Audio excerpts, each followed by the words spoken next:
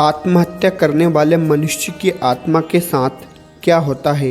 गरुड़ पुराण में अकाल मृत्यु से जुड़े कुछ रहस्यों के बारे में बताया गया है।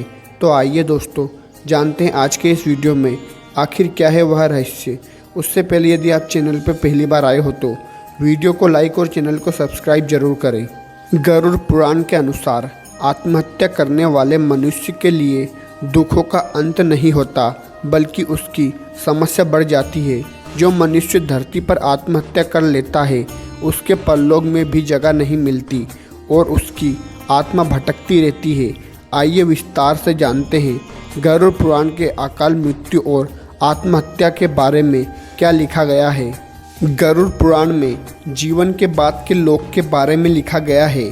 धरती पर जीवन जीने के बाद मनुष्य के कर्मों के आधार पर उसके साथ कैसा न्याय किया जाता है, इन सभी बातों का विवरण गरुड़ पुराण में करा गया है।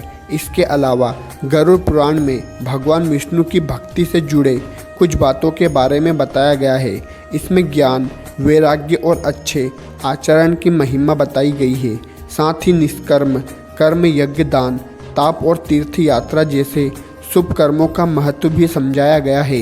गरुड़ पुराण में आत्महत्या या अपना जीवन स्वयं समाप्त करने के विषय में भी लिखा गया है। आत्महत्या को अकाल मृत्यु ही श्रेणी में क्यों रखा गया है, आइए जानते हैं आत्महत्या के बारे में गरुड़ पुराण में क्या लिखा गया है। गरुड़ पुराण के अनुसार जो लोग अपने जीवन के सभी 7 चक्र को पूरा करते हैं उन्हें मरने के बाद मोक्ष मिलता है। लेकिन अगर कोई एक भी चक्र अधूरा छोड़ देता है तो उसे अकाल मृत्यु का सामना करना पड़ सकता है। ऐसे में आत्मा को बहुत कष्ट झेलना पड़ता है। गरुड़ पुराण के अनुसार भूख से तड़प कर मरना, हिंसा में मरना, फांसी लगाकर जान देना, अगर आग में जलकर मरना, सांप के काटने से मरना, जहर पीकर या फांसी लगाकर आत्महत्या करना, ये सभी अकाल मृत्यु की श्रेणी में आते हैं। इसका मतलब है कि ये मौतें समय से पहले हो जाती है। पृथ्वी पर इंसान का जीवन बहुत मुश्किल से मिलता है। यह जीवन तपस्या का फल होता है।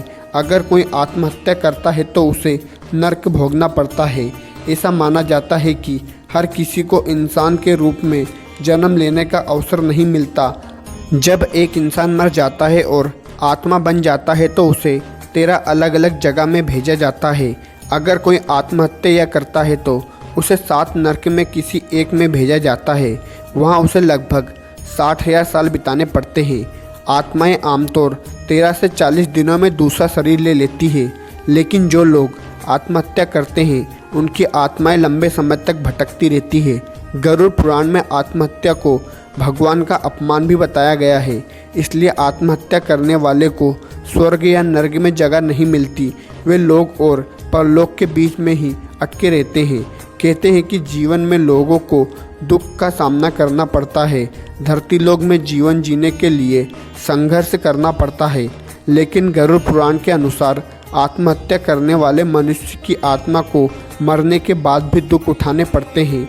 उसकी आत्मा अशांत रहती है और मरने के बाद भी वह जीवन के संघर्ष, प्रेम, दुख आदि के बारे में सोचता रहता है। आत्महत्या करने वाला मनुष्य केवल एक भटकती आत्मा बनकर रह जाता है।